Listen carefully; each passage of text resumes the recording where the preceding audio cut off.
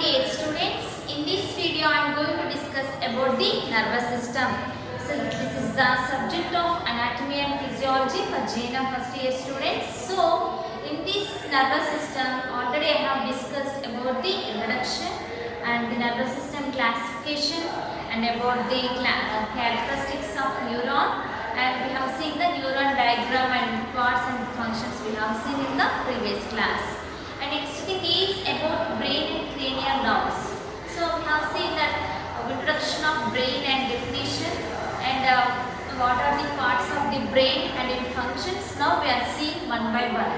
So previous class we have seen that is the brain and cranial nerves, and in that we have seen that is the brain has divided in three parts, that is the forebrain, midbrain, hindbrain. So in previous class we have seen forebrain part. So forebrain, what it consists and how it has subdivided, and in each subdivided in that what are they, and that is the diencephalon, that thing we have seen. So what it function and where it is situated in the brain, that thing we have seen in the previous class. So now I am going to discuss about the midbrain. So it is also part of the brain, and we will see where this midbrain is situated in the brain and what it function. So that thing now we will see. So this subject is for JNM first year students. So first thing is midbrain. So it is the part of the brain.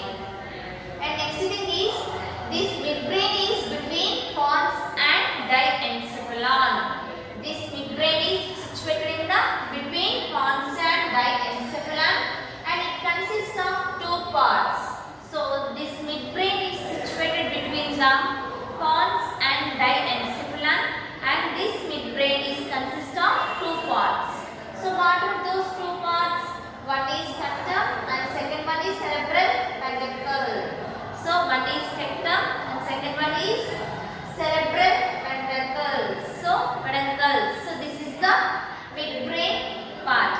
So midbrain is situated lies between the pons and diencephalon, and it consists of two parts.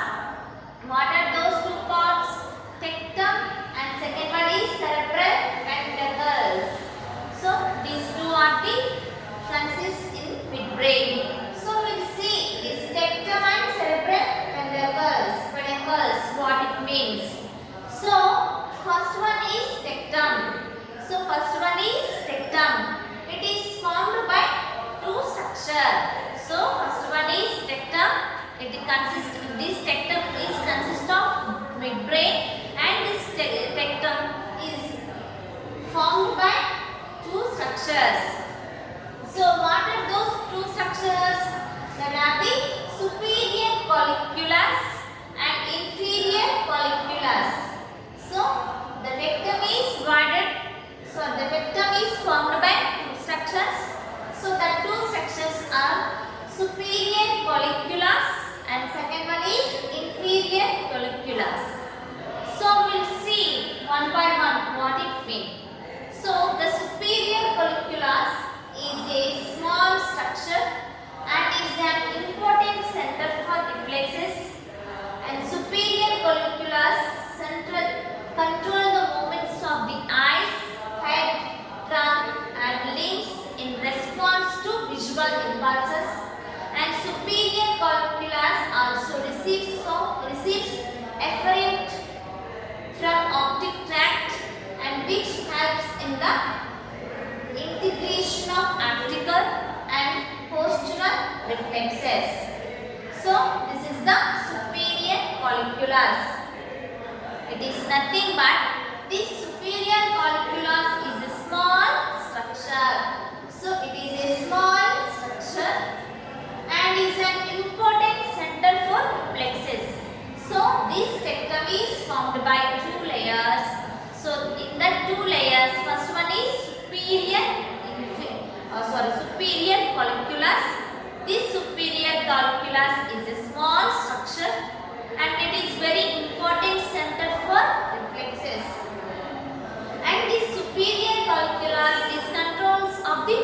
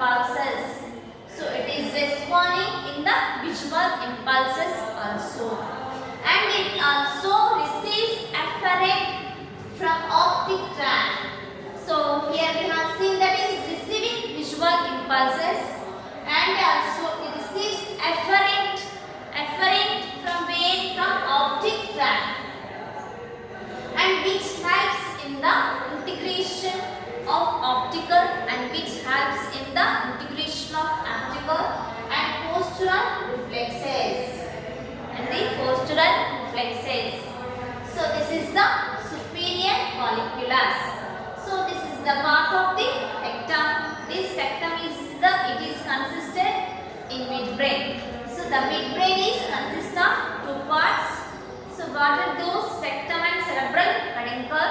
And next is in this tectum again it lies formed by two structures. So this tectum is formed by two structures. So that are the superior colliculus, inferior colliculus. So now we came to know what it means by superior colliculus and what it consists and what type of movements in this it can occur. The thing we have seen. So it is nothing but it is a superior colliculus is a small structure and it is an important center for reflexes and not only the reflexes and it is the control of the movements of the eyes, head, trunk and limb. And next thing is it is response in visual impulses. It is response visual impulses. And it receives afferent from where? From optic nerve which helps in the integration of optical postural reflexes. So this is the superior colliculus. We can see it in midbrain part. And next thing is inferior colliculus. So what it means you see now. So this inferior colliculus consists single layer of neurons. So it is consisting single layer of neurons. So in the human brain there is a thousands, millions of neurons present. But here inferior colliculus it is consists a single layer of neurons to which the lateral luminous so this one is consist of single layer of neurons and will which the lateral luminous synapses. So here it is consist of single layer of neurons and to which the lateral luminous. So auditory fibers and synapses. So and it is inferior colliculus is the center for auditory reflexes. Here we came to know by reading it that inferior colliculus consisting the a single layer of neuron and it to which the lateral luminous means auditory fibers, synapses and next thing is it includes the center of it is the center for auditory reflexes. It is the center for auditory reflexes. So this midbrain is consist of two parts that are the tectum and cerebral peduncle. So in this tectum again this tectum is formed by two layers. What are those two layers? Superior colliculus and inferior colliculus. By superior colliculus what it consists? It is a small structure and it is a very important center for reflexes and it is the controlling of the movements. So of the eyes and eyes, hand, trunk, limbs and it is in response to visual impulses. So these things now we came to know in the superior colliculus and whereas come for inferior colliculus it is what it is controlling and it is a center for what? It is a center for auditory reflexes. It is a center for auditory reflexes. And whereas seen in superior colliculus, here also it receives the visual, it is response to visual impulses and also receives afferent from optic nerve and which helps in the integration of optical postural reflexes. Inferior colliculus, it consisting of a single layer of neuron and next thing is it is the center for auditory reflexes. So this is the difference between the superior colliculus and inferior colliculus. These two structures are formed in the tectum. It's formed by tectum. And next thing is we will see cerebral peduncle. So cerebral peduncles. So that thing now we will see. This is also part of the midbrain and it includes the basic peduncles and next one is substantia nigra. So this cerebral peduncle includes the basic peduncles and substantia nigra, and third one is tegmentum. So now we will see the difference between it and what it functions. And next first thing is basic peduncles. So what it means? It consists of pyramidal tract. It consists of pyramidal tract. Next thing is it consists of pyramidal tract fibers. It consists of pyramidal tract fibers.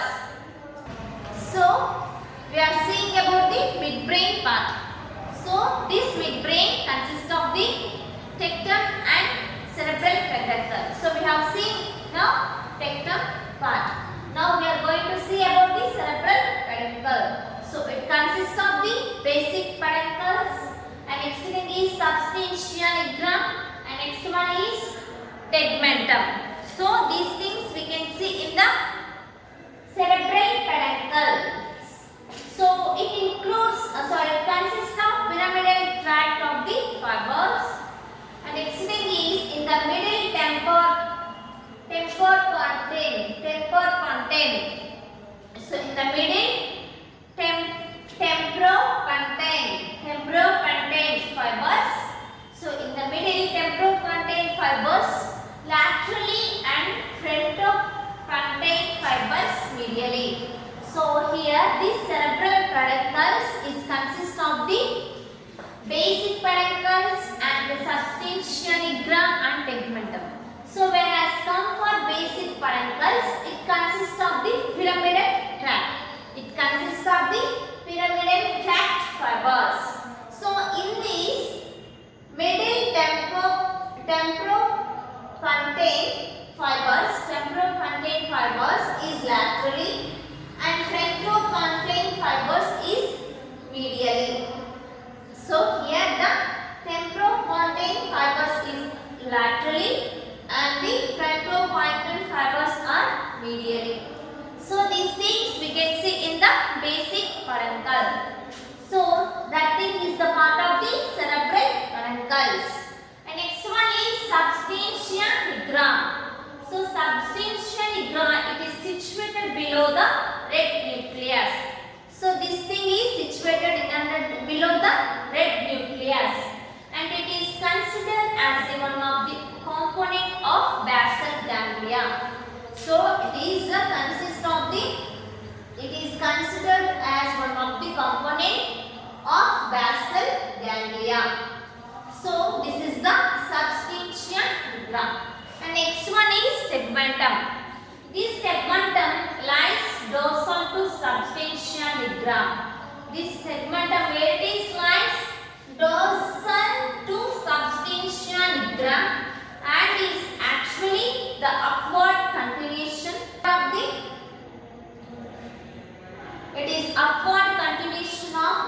reticular formation in forms.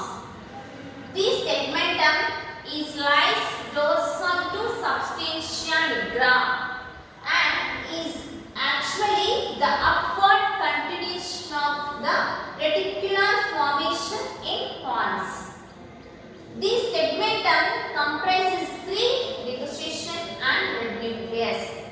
So this tegmentum where it is present, where it is lies dorsal to substantia nigra and is usually actually the upward continuation of reticular formation in pons. And this tegmentum comprises three decussation and red nucleus. So what are those three decussation and red nucleus? We will see in this part. So now we have completed about the tectum and cerebral peduncle. These two are the consist of midbrain, and this again in this tectum it is formed by two structures, superior colliculus, inferior colliculus. So now we have seen the superior, inferior, what is the difference between the superior and inferior colliculus, and we have seen the cerebral peduncles, and it is also includes the basic peduncles and tegmentum. So we have seen these three and difference between those. So now we will see the decussation tegmentum. So what is this decussation tegmentum? It is a superior cerebral peduncle and which is formed by fibers between cerebellum and other parts of the CNS. This decussation tegmentum superior cerebral peduncle. So in this superior cerebral peduncle which is formed by fibers and between cerebellum and other parts of central nervous system. So this is the decussation tegmentum.